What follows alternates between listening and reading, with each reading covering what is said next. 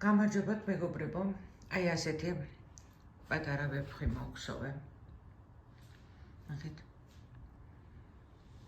YouTube-ზე იყო გაკვეთილი ამის მოგხსოვის და აი ასე.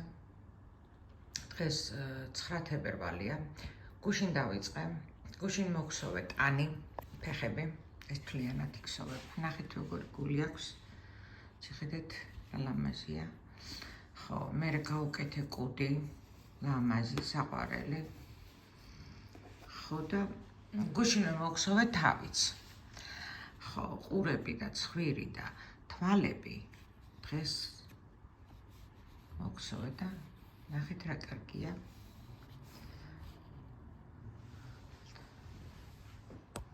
აი ესეთია.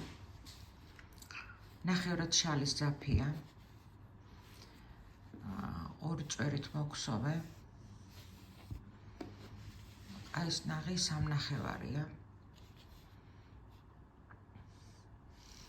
შორის ძალიან ადვილი მოსაქსოვია, რთული არ არის. ფეხები აქედან იწყება.